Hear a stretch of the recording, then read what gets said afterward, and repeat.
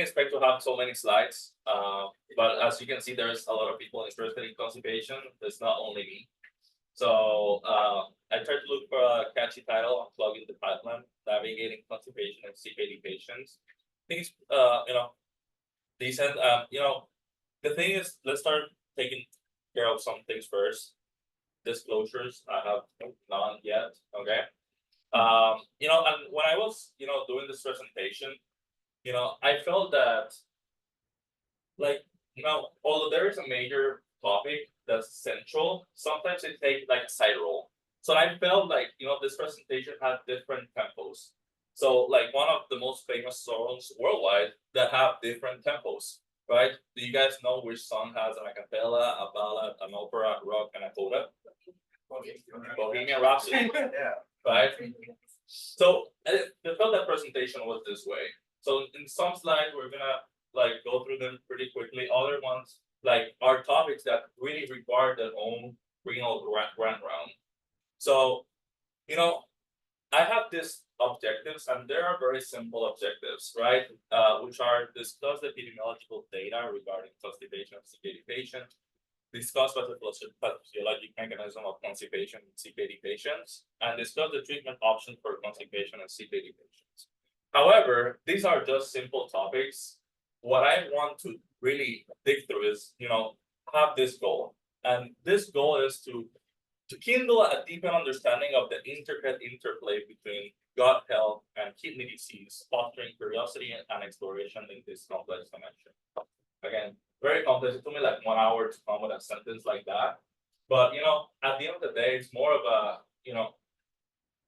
make sure connect different organ systems. It's not only about constipation, it's about different factors, and constipation is one of them. So since Andy also brought a quote from his favorite author, have to put a quote, and Hippocrates says all diseases begin in the gut, and although it's not really true, right? In this sense, there are some things that happen in the gut that influence other systems, including the kidney. So when we look at the burden of GI symptoms in the United States, because constipation at the end of the day is a symptom, right? That it's a reflex of other things that's happening. Well, they gave a GI service in the United States of 71,000 people, and they asked within the past week which one was the symptom, the GI symptom that they had experienced frequently. And heartburn, reflux was the most common one that they reported. Our constipation was the fifth common ones, with 1 in 5 people reported symptoms of constipation. And as worldwide, constipation has prevalence 16%, and this prevalence increases as you increase in age. Other risks for developing constipation are female gender, low socioeconomic status, lack of regular sex exercise, among other things. I was looking at a review of constipation and indicated different causes of constipation, and these are the main causes that they attributed to the development of constipation. If you look at it, there's really nothing apart from maybe endocrine metabolic that it's associated with renal disease. So I wanted to see if there was any renal involvement or any relationship between constipation and CKD, and that's the reason why we're talking about this topic today. So for constipation assessment, there are too many tools.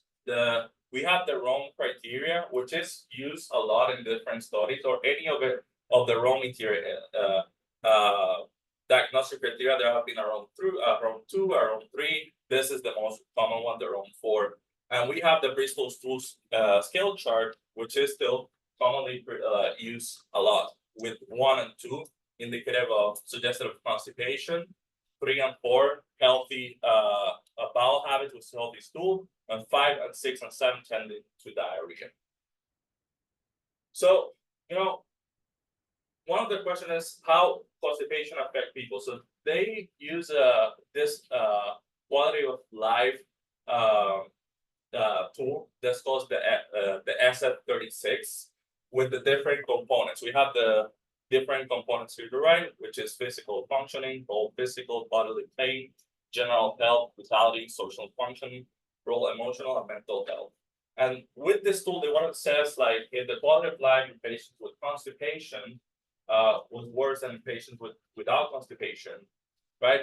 Indicating functional constipation, which there is no secondary cause of constipation. In the green bars, we have people that didn't have constipation, and the blue bar, like people that did have functional constipation.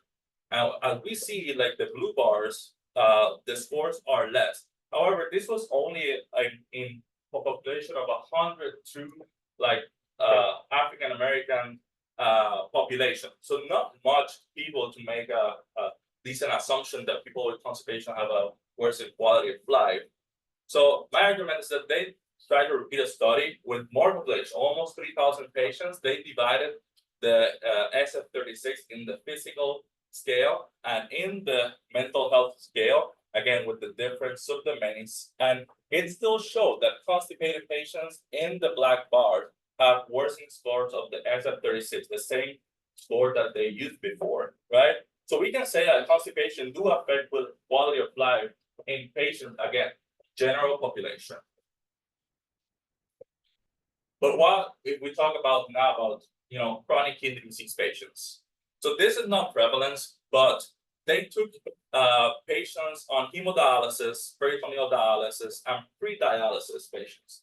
And what they compared with a population that was considered healthy, and they asked they studied them, and they gave them a question using the GSRS, which is a tool to assess the prevalence and severity of GI symptoms. And what we see in the HD patients, the PD patients, and pre-dialysis patients were patients that had an eGFR of 25 or less. The GSRS score was higher, meaning that patients with chronic kidney disease at this population were having worsening GI symptoms. When what was the control here? So it was basically 2,000 healthy patients from different parts of Sweden. But I mean, CKD population is not the same as general population. They're older, right? I mean, they have the age matched or something. No, if you are elderly, constipation prevalence is going to be, of course, higher, right? No, so I understand that this was not age matched. That there was no match. I mean, if you match may not have any difference, who knows? We'll see. I'm just asking. Yeah. And then they broke the GSRS score by the domain, and what we're gonna talk about is the constipation subdomain, in which, like, again, this score for or the GSRS score in HD, PD, pre-dialysis patient was higher. The only one was a little bit different. Was probably a different pattern. Was this where reflux? The patients with PD had a different GSRS score. So now, talking about a little bit about the prevalence of constipation and CKD. So here they use as a reference the patients with CAPD. And what it says is the prevalence of constipation was higher in CAPD, HD, or chronic kidney disease patients, and normal, or what they consider normal renal function. Normal renal function, again, was considered to have like a creatinine of less than 2. So there were some patients in the normal renal function group that could have had some degree of renal disease. But what I found is that the hemodialysis group had 3.14 odds of having constipation compared to CAPD patients, and the chronic renal failure group 1.87 compared to the CAPD, and the normal renal function have less odds of having constipation. However, with that, you would think like patients with hemodialysis would like have more constipation. However, in this study where they assessed the prevalence of constipation in ESRD patients specifically, they compared PD and hemodialysis, and what they found was that actually the patients on PD had more constipation. They used this tool called the CAS, and the CAS, if we look here, was the lower the score, the lower the presence or severity of constipation, and it's less in the hemodialysis group and between 3 and 5, which is considered moderate constipation, was higher in the PD group. More than CAS, more than 5 was not statistically significant. So at that same study, they tried to, they did analysis, see what are the risk factors, like what are the of having constipation in this dialysis population. And that what they found is that the being a PD, having an age of 65 and having diabetic kidney disease were risk factors of developing constipation. So, if we go back a few slides, you would think like, having HD like has more prevalence of constipation, but here it says like PD. So there was this meta-analysis that was done in 30 studies with ESRD patients, right? And I picked one of the tables from that study where they picked 9 studies that have a Newcastle Ottawa score of more than 5, which means that these were high quality studies. And what they found is that in those articles, 9 articles, the range for constipations, the prevalence range was higher in patients that were on hemodialysis compared to the PD. And these are quality studies. And I didn't put it here, but in 5 of those studies, there was direct comparison between prevalence of constipation in HD and PD, and in 4 out of 5 studies, like prevalence of constipation in HD was higher. Now, we talk about quality of life and how constipation affects quality of life in patients with general population. So now, evaluating the quality of life of constipation in chronic kidney disease, these patients are not on dialysis, and this table is from the mental health subdomain of the SF36. Again, the SF36 have 8 domains. I just put 1 here. If I put all 8, we will have like 10 more slides. But in this mental health subdomain, they took the different variables of discomfort, pain, bloating, painful bowel movement too small, stomach cramps, straining, and false alarm, and they have it by the different severity. But I just enclose the main domain, and what they found is that the presence of this constipation or constipation related symptoms was associated with a negative quality of life, and this was reflected in all the other subdomains of the SF36. But again, this is only the mental health domain. Now, talking about a little bit about the clinical implications of constipation. So, one of the questions was is constipation have an association with either cardiovascular disease or chronic kidney disease? And they took, some data from the Women's Health Initiative. This was a big study in the 90s. And, one of the question that they were asking was about gut health. So their question was if there's any association with constipation and chronic kidney and cardiovascular events, cardiovascular mortality. And if you look at, the data of 70,000 postmenopausal women, if you look here, don't look this here, we see here that there's unadjusted constipation, and the worse in the constipation is associated with higher cumulative incidence. However, if we go here at the different adjusted models, right, and here are I think it's too small, but model 1 is adjustment for demographic, model 2 is for that cardiovascular risk plus model 1, and model 3 for model 2 and the dietary factors, depression, fragility score, and medication.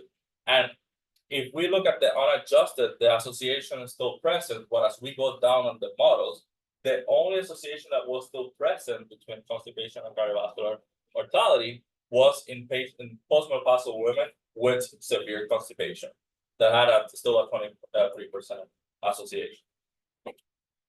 But now, postmenopausal women, 70,000, pretty good data. But similar study was done in the VA, right?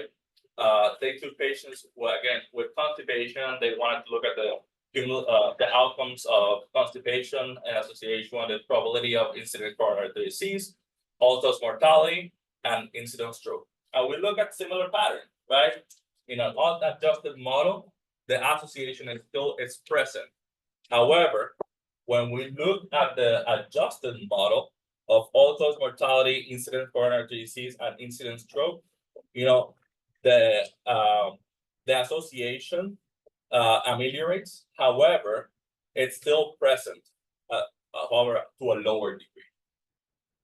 So we cannot establish causality based on this observational study, but we can say that patients that have constipation are associated risk of developing a coronary disease, all-cause mortality, and incident stroke.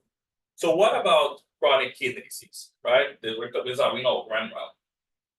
So similar study of BA patients. Again, I forgot to say, these are data of set of 3 million people. Similar study, 3 million BA subjects. And they wanted to assess probability of incident ESRD, incidence CKD, not only by presence of constipation, but by severity of constipation. And we see a similar pattern as the one with cardiovascular disease. Presence of constipation associated with higher probability of incidence CKD and ESRD, and the severity also influence. But again, unadjusted model, when we take into account the models, the association ameliorates too. Again, and all these models are adjusted similarly, like for age, for demographic, the model 5, which is with the higher with the lesser degree of association, was also included for socioeconomic parameters, healthcare, length of hospitalization, even for flu vaccination. What that just for flu vaccination? I have no idea. Yeah. But yeah, I just want to make sure, I guess.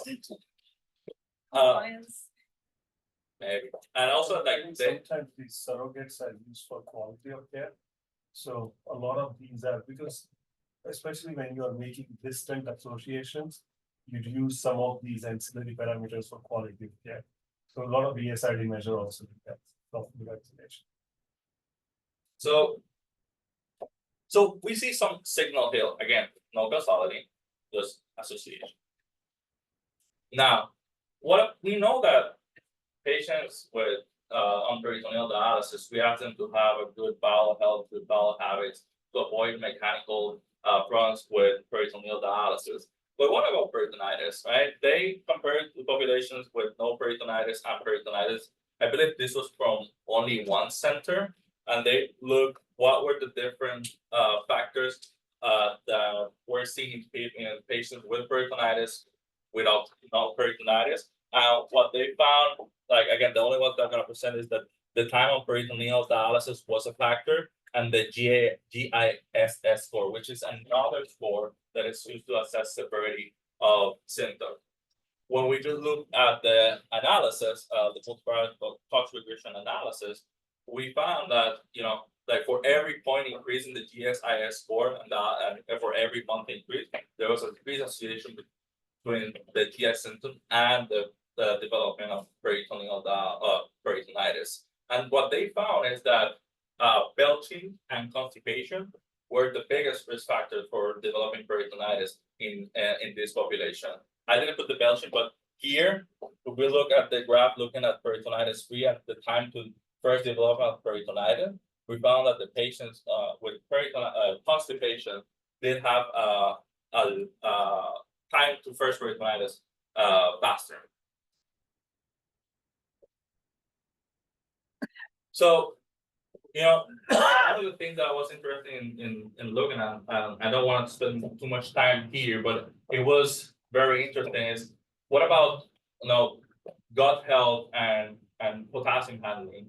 So we see from a study from the 90s, and we see renal and this is all renal and potassium handling. Again, this is a setup for next slide, but we see that in a study where they fed the subject different potassium loaded diets, that urine potassium, serum potassium, aldosterone all increase within the first 2 hours, and as time goes by, the urine potassiums, plasma potassium, aldosterone went down. But the thing is, what happens when this is not present, right? Like, because the kidney aids with 90% of potassium excretion, leading to like 10% to the gut. So if this is not working, such as in ESRD patients, like what happens with the gut? So this data very interesting from 1967, right? Just a few patients, but they took 2 patients.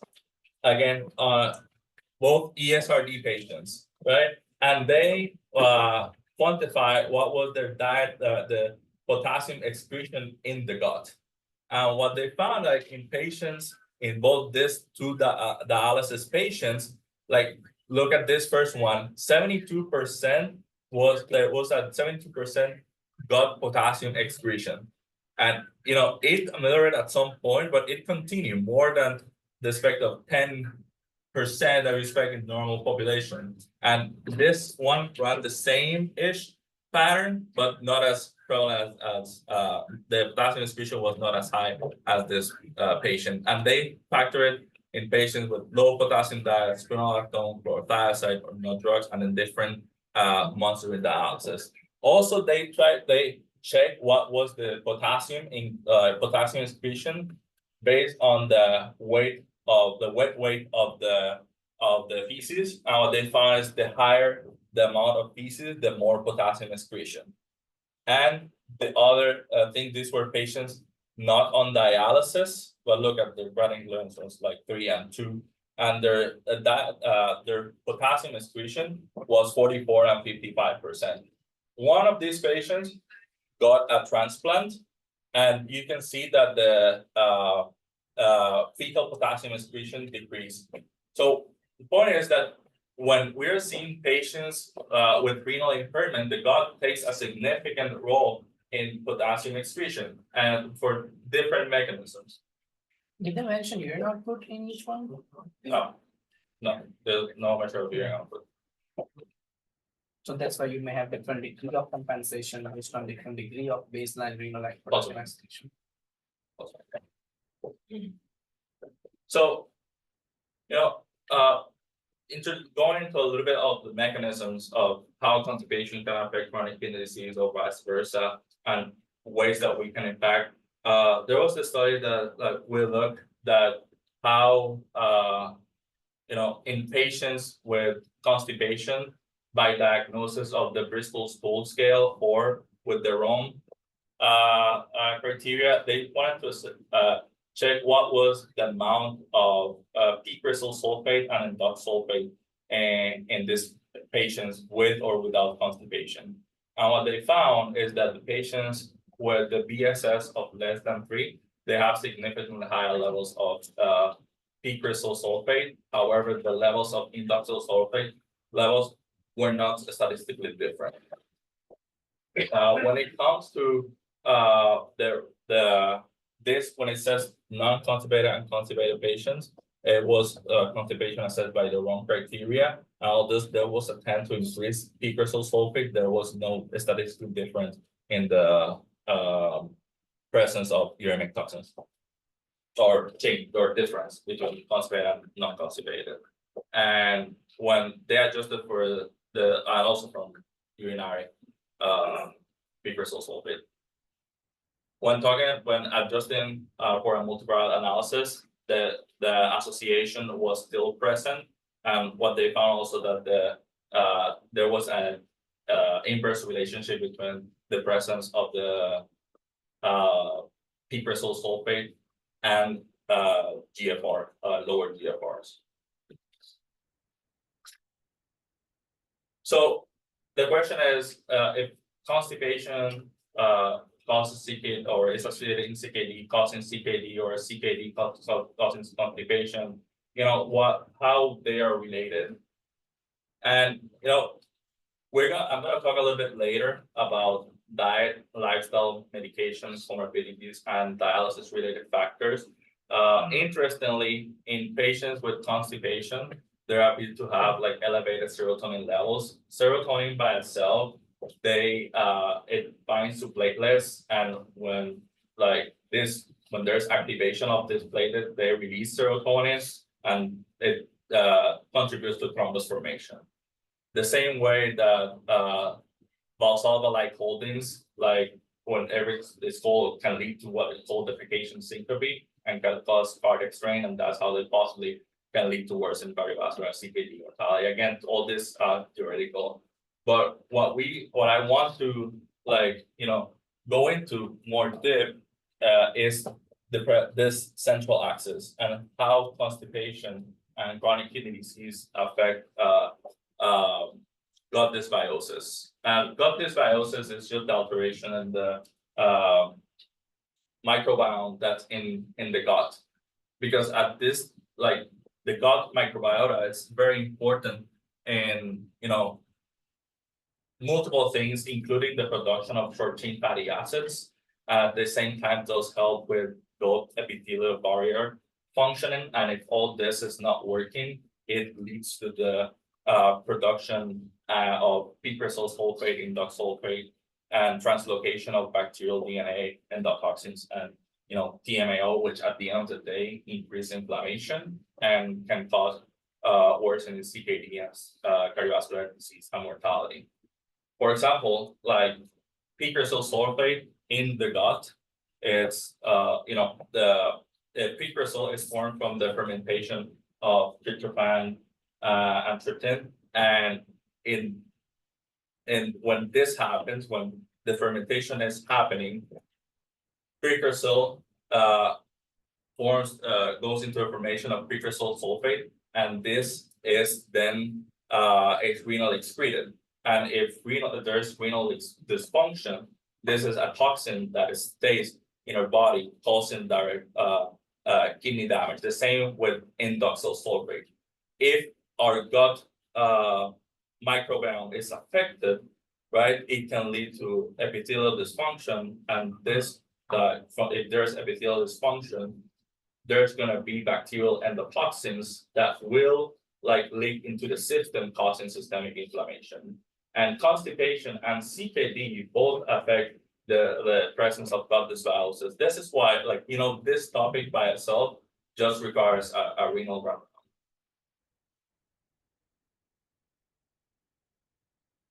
So the causes of constipation in chronic kidney disease. So people with CKD are subjected to have the same causes of constipation as with normal subjects, which is primary constipation, either for normal transit, low transit, or outlet obstruction. So this is a factor that I'm not gonna go into this, but it's the secondary causes that we can affect. So medications, a lot of patients with chronic kidney disease are on multiple medications, and these are some of the medications to which are associated with constipation. And I'm not here saying that you don't put your patients on these medications, but if your patient is having constipation, medication can be a part of it, right? What happened, Natasha? Yes, Constipation. that's why I put a sad face. Yeah. Was that a report in prospective study they showed constipation? That's what I saw from the label, and yeah. Was it Harris? Yeah. Oh. So- SGLT2 with running, soda glucose is supposed to cause diarrhea because it impairs the glucose absorption Yeah, but with SGLT1.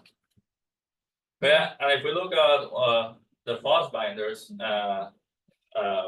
I made analysis of different FOS binders, and they were comparing FOS binders. The primary outcome was mortality. However, all the secondary outcomes was the presence of nausea, constipation, hyperglycemia, and the level of FOS. If we look at sevelamer, which was one of the ones that we prescribed the most, it was ranked the worst by the dialysis, not dialysis patients. It was a combination of chronic kidney disease, but most of the patients were on dialysis, 11,000, and they ranked sevelamer as the one with the worst, causing the worst constipation. And in another study that I found, where they're trying to look for association with medications, chronic kidney disease in chronic constipation and use of medication, and the constipation was present by the using a Bristol full scale. The use of diuretics was associated with higher prevalence of constipation.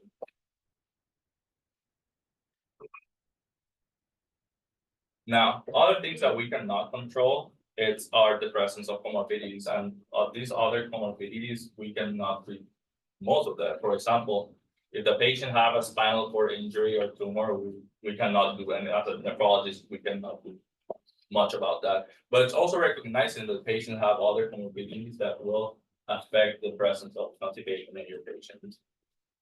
Now, what about diet and lifestyle? We as a whole, recommend sometimes low potassium diets, low phosphorus diets.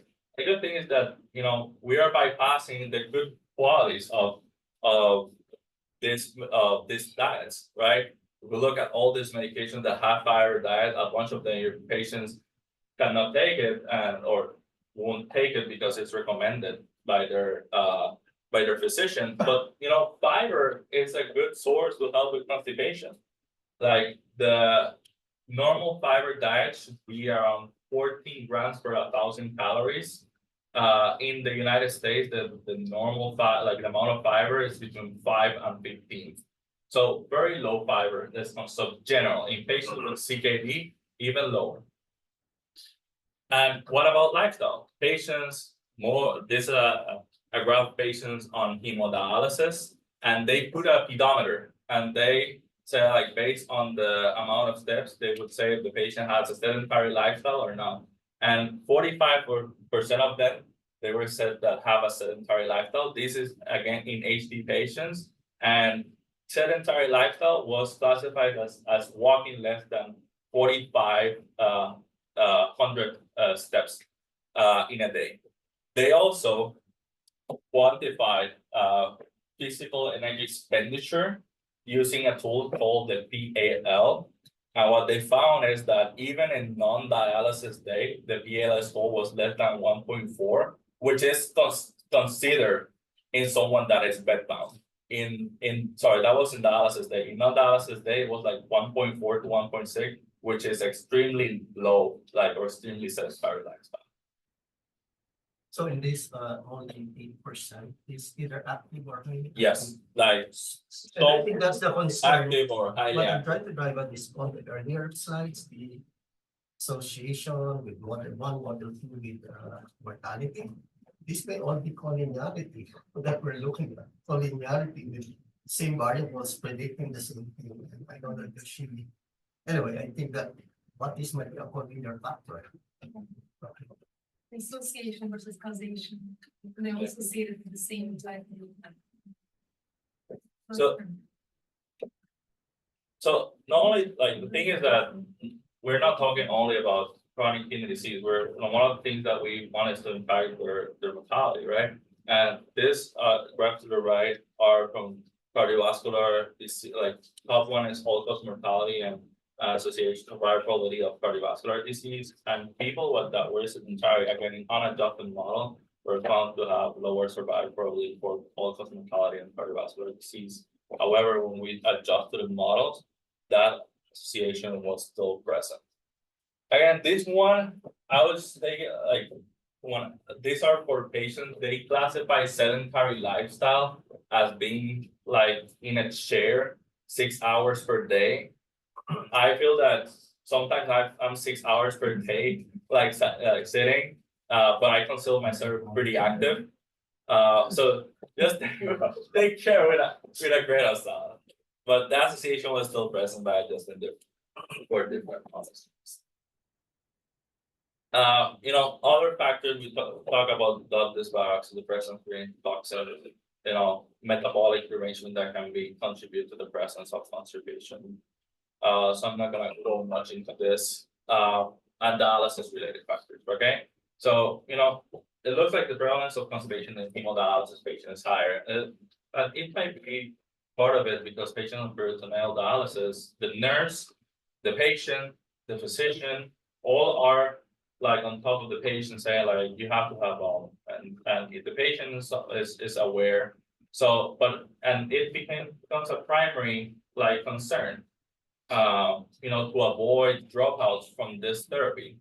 But in hemodialysis, like addressing constipation might take like a secondary, tertiary, like concern or not being addressed. So now that one would be one of the reasons that patients on peritoneal dialysis have less constipation, but also the higher ultrafiltration and faster ultrafiltration done in hemodialysis might be a reason for which patients on hemodialysis have higher constipation. Here I'm presenting you a study where they took a radio tracer and they wanted to measure the colonic transit time, right? And what they found was that the patients with on ESRD on hemodialysis compared to CAPD and healthy control, their total colonic transit time was higher. Like if I go by the numbers, the total colonic transit time in patients on hemodialysis was around 42 hours. But the patients in CAPD was around 32, and the patients with healthy controls were a little bit more than 26. Right, the statistically significant difference was in patients with hemodialysis controlled to groups, and this was even in patients even taking some laxatives. They were told to the patient to take laxatives, they felt that they had symptoms of constipation. If we break down the groups again, like by the presence of constipation, the total colonic time in patients with constipation, they had a higher total colonic transit time. So- They correlate with the ultrafiltration. They didn't measure the total. How about That- the potassium bar? Uh, A little bit more. No. So, at the end of the day, it's not one thing. It's multiple things, right? Just think of your dialysis patient. How many can they have primary constipation? How many are on medication of constipation? How many they might have like comorbidities like that may, so, at the end of the day, it's multiple things that contribute, and in some things we can help. So talking about therapies. So, increasing fiber, not only to increase the bulkiness of the stool, but fiber has different health benefits, not only related to the kidney, but in general. Fiber helps with increased stool output, also helps with the predilection of growth of healthy good bacteria in our gut, which at the end of the day increase the presence of short chain fatty acids that have an anti-inflammatory property.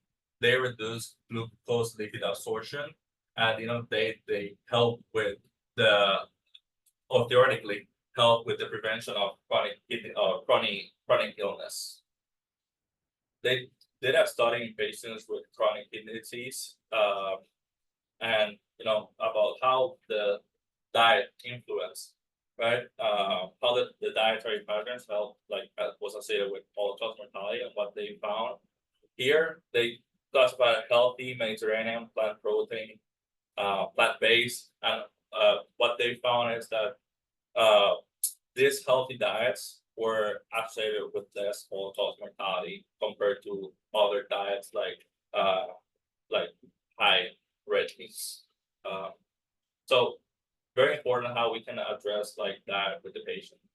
If it comes from us, apart from referring patients to a nutritionist, it can help at least in some part. And how can fiber affect? So fiber can affect, and the blue ones are how increasing fiber intake can affect directly and theoretically reduce kidney disease. One is by microbial selection. We would want more saccharolytic bacteria, which increase again the short chain fatty acids, reduce inflammation, improve I talk about how there can be disruption in the intestinal barrier, and at the end of the day, decrease the permeability of toxins. If there's a high presence of saccharolytic bacteria, it leads to decreased number of proteolytic bacteria, like and less production of uremic toxin, of gut-derived uremic toxins. If we increase the stool output, we increase the excretion of uremic toxins, and at this end of the day, preserve kidney function. Hypothesis. Yeah. But we have actually, we're seeing like the actual predilection of we have seen the gut dysbiosis, the change in bacteria in patients with chronic kidney disease, how, like, for example, there is a predilection in gut health for lactobacillus versus in patients with ESRD for Enterobacteriaceae, which like lead to production of more gut-derived uremic toxins. So at the end of the day, all this is theoretical, but we see some difference in the gut health of patients with ESRD compared to chronic, compared to normal general population. Like, there's no prospective study. No, just like- randomized. It's easy to do, right? You just give them fiber compared to a control. You don't give fiber. Yeah. And see the progression of CKD, which is a very lucrative business. Yeah. If you're a pharma company which produces fiber or something. But, Because we use ACE inhibitor, SGLT2 inhibitor, expensive medicines. But this has not been proven so Yeah. far. but at least from what I saw, I don't think there's a study like that. Like, Yeah, that's what I'm trying to make Yeah. point. This is hypothesis. Yeah. I think there are diet-based studies which have shown that individual diets such as Mediterranean diet or low-fat diet or low-fat, low-carb diet or something like that. They have shown these individual sort of this thing, but not isolated fiber related, it may not be there. Yeah. And so each of your step, like you can take from step 1 to step 3, probably studies are showing that, but these mechanistic cartoons are largely at certain point becomes hypothetical. Just a side question, right, to Google it. The difference inside short chain and medium chain fatty acid in terms of beneficial level. You might. I didn't read anything or from I read anything from the medium chain fatty acids. Everything the benefits that were related were from the increased production of short chain fatty acids. Yeah. And then you mentioned is that something is like branch chain or aromatic amino acid? Yeah, and it's in the guts, and from the gut it's fermented to produce But I like don't peak remember is it result. an aromatic amino acid, you know, I don't know that, okay, that's fine. What is the healthy diet there? What do they define as? So I just right. I don't remember specifically for healthy diet, but I can tell you that healthy diet per se was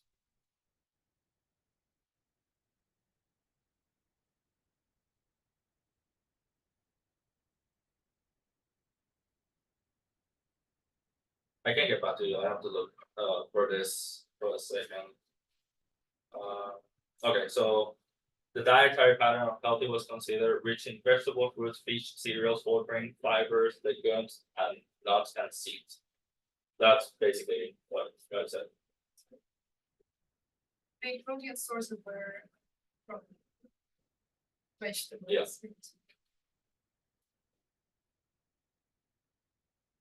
So these are different fiber products that I took this from the videos, that are not high in potassium, high in phosphorus, in case you want to still restrict like potassium phos diet, and how you can still create like a recipe like that increases fiber. So eating nuts to improve bowel health in hemodialysis patients. So I think I remember Dr. Shah talking about this study some time ago to Landy, but I found it like incidentally. So they basically give 40 grams of nut, basically almonds. That's what the nut they chose. Just in case it was unsalted almonds, and 40 grams is around 27 almonds. And they gave it from week 1 to week 4. They stopped after week 4 and see what happened. One of the things that they wanted to assess is, you know, if it was safe to give almonds to see if it increased like pre-dialysis, potassium and phos, and there was really no significant like different pre-dialysis phos. Actually, the only adverse event reported was that one patient choked with lactic shock? That's not the study I was talking about. Oh. right? But Very it's safe. more objective. Oh, Go ahead. I can totally like do 50-50 because teeth, it doesn't come teeth, right? Like I also see the Grind them before you eat them. Right, oh, that's a good idea, grind them. And they also like check for constipated associated symptoms, and you know what was the effect in laxative use and quality of life. And you know, we look at week from baseline to week 2 to week 3, like the constipation related symptoms improved. And this maintained until week 10. You know, and interestingly, from laxative use, the 65% of the patients at baseline were using laxative. Then at week 4, 20%, and it increased a little bit by week 10 in the control period when they were not eating the almonds. And the quality of life increase. I have a 0.15 increase. So at least from this study, we can say like giving like not like at least 40 grams of nuts is not gonna increase pre-dialysis potassium at some point at some degree improve their constipation related symptoms. So this is what the critical said about CKD and healthy, you know, CKD and diet. And what it says, advise people with CKD to adopt a healthy and diverse diet with a higher consumption of plant-based food compared to animal-based foods and lower consumption of ultra-processed food. What about exercise? So they took some different this is a meta-analysis of 9 studies, if I remember correctly, and they took patients that were doing Qui-Gon.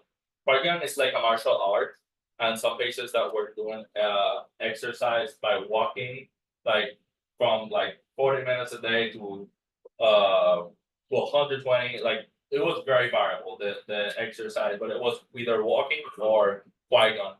And they wanted to assess if they had the patients that were on the exercise or aerobic exercise group had better constipation related symptoms. And what they found is that these patients that were active had had less constipation related symptoms. So this is what the KDIGO recommends regarding exercise. People with CKD advised to undertake a moderate intensity physical activity or cumulative duration of at least 150 minutes per week to a level comparable with their cardiovascular and physical tolerance. So, you know, different options that we can give for patients, like apart from recommended diet and exercise, we can give both forming laxatives. This most common one is psyllium, the soluble. The other one's a liquid grain, methylcellulose, and they're relatively safe and people can tolerate. Like, well, if you take a lot, they might have abdominal pain, bloating, flatulence, and nausea. The problem is that, you know, it's very grainy. People might not like it. Other options, osmotic laxatives such as magnesium salts, you know, be careful in patients with magnesium salts in patients with chronic kidney disease, but it's relatively safe and low cost. We have the PEG, but the one I want to spend some time is the non-absorbable carbohydrates like lactulose, right? Because lactulose appears to cause a reduction in nitrogenous products that would require renal clearance in patients with CKD. So they took some rats and they induced CKD in those rats, giving them adenine. So then they, for those rats, they feed them with, so we had the controls with CKD and continued normal feeding, and we had continued feeding, but with an added lactulose. And then they check creatinine of DUN, uremic toxins, and histological pattern. So we have here from -3 weeks to 0 weeks is when they induce the CKD. And in the all black, we have the control. We have the normal one that was not induced CKD, and we have the 3.0 and 7.5 lactulose.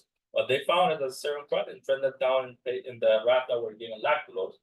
The same thing happened with the BUN. Same thing happened with the different uremic toxins in those sulfate and picrosol sulfate. Same thing happened with TMAO, which is another gut-derived toxin, which is associated with atherosclerotic plaque and cardiovascular disease. But what about the histology? So we have the normal, the control, and the lactulose. In the Amazon trichome, we see like the fibrosis decrease in the 3.0 and 7.5, and the fibrosis area ratio also increase with the lactulose diet. So, and again, this is all in rats. But the thing is, like, I'm not saying here, standing here, that give lactulose to your patients, but because it's renal protective. But I can tell you, like, if your patient has constipation and chronic kidney disease, appears to be safe, and you have these in rats, a theoretical, like, effect of renal protection. How about PD-1? Even retrospective correlational studies, anything? No, I didn't we have stimulant laxatives such as like Senna. These ones I would just recommend for rescue therapy, because this can, if used on a daily basis, can cause inflammation of the colon and lead to worsening cause on the long run. And people might not like it, they might cause some pain. So I would stick to the other ones, but it's still an option if the patient has still refractory like constipation. We have lubiprostone and linaclotide. Lubiprostone also appears to have a similar effect as the one we see in lactulose, where it appears to be renal protective. However, they do another similar study in patients with linaclotide in CKD in rats. They induce again with adenine CKD, and did a similar study giving them linaclotide, a different study, 10 and 100 mics per kg, and we see that the BUN, creatinine, TMO, in those sulfate, the rats that were given the linaclotide, they had lower BUN, TMAO, and in dog sulfate, the creatinine was not statistically significant change. However, if we look at the fibrosis area and tubular area and the histologic changes, this is renal and this is part, and the like fibrosis decrease or got ameliorated in the rats that were taking linaclotide, and the similar pattern was seen in the cardiovascular tissue. So what's the hypothesis for the anti-fibrotic? I mean, what did others? I think theory or speculation. so. There are some like other proteins I didn't put here, but it's like I remember that's GAL among others, and it also causes a reduction in those type of proteins that they were not like said to have been gut-derived uremic toxins, but at the end of the day, it's just the reduction of toxins like this and leading to less fibrosis. They look at body weight concerns. Yes, they did. Yeah, but they did. Research. No, there was not shit. But they did. And they also look at their feeding. What was their feeding pattern? And like from what I believe, I remember those. So at the end of the day, there's an axis. There's a gut kidney axis that which we might need be putting more emphasis on the chronic and cardiac axis and not putting much emphasis on the gut axis. And many cases like linaclotide or lactulose might be working in this axis and help with the other two axes of renal disease and cardiovascular disease, and helping by multiple multiple mechanisms. This one is another medication called tenapanor, which also, this one haven't shown, or at least I didn't find a study that like lactulose and linaclotide have a sort of renal protective effect, but this one actually has been shown to decrease pus. I don't know how much it does. Quite a bit. Pus. We have Oh, actually you- been using, Oh, yeah. someone was supposed to 10 from dialysis, we can bring it under 7. On by month 2. So, Is this the exposure? Yes. The insurance, I ordered so many patients, none of them are up to my insurance yet. I'm waiting. So, I don't So know what expensive. nutritionist is doing, but we have quite a few patients. you have good data. Yes. Nice. and lastly, the symbiotics. So, if we're talking about the gut dysbiosis is one of the main mechanisms why which like we have worsening chronic disease or constipation and these patients. So giving a combination of prebiotics and probiotics might help. So in patients with constipation by Bristol stool criteria, they give symbiotics. And they measured the levels of indoxyl sulfate pre and post symbiotic versus placebo, and really there was no difference in the indoxyl sulfate generate levels. However, the symbiotics did improve like constipation related symptoms and did also help with quality of life. Problem with this symbiotics is that I believe that this is not like regulated. People have it's gonna be different bacteria, different doses, different I came amounts. late, what's the difference between symbiotics and probiotics? So symbiotics is a prebiotic plus a probiotic. The probiotic is just the bacteria. Can you repeat that, please? So the probiotics is just one component of the symbiotic. Basically probiotics is just like the bacteria, and like the symbiotic with the prebiotic is like giving like fiber. Is it different group of bacteria? Yeah, that's the thing. Like you never like different symbiotics, probiotics have different formulations. Okay. So that's why in this study, like it didn't change a different in dock sulfate, but because of the bacteria that it gave did not affect or did not significantly change alter the gut enough to change the indoxyl sulfate. You know, I have seen lactobacillus bacteria in kidney transplant patients. Yeah. From probiotics. That's why we're very warned. about Yeah. That there are, systemic infection. Rare case reports, Right. people coming to us that they're local nephrologists and your transplanters giving little wrong advice about because they see IBC probiotics. And they will come to us with that question. It does happen. It's a real thing.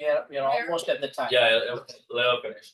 So at the end of the day, the message I want to bring is that it's not a conservation. The message is that there's likely an access, and that we have to think about other ways that we can target patients and we can do as much as possible for them. And if it includes relieving constipation, which might lead at the end of the day improvement in chronic kidney disease or cardiovascular disease, that's something that we can help with.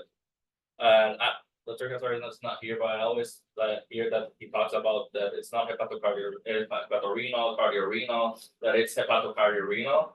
I had my question was like, is there a hepatocardia but renal access? Keep adding organs. Every organ's connected. Nice, And that's it. thanks.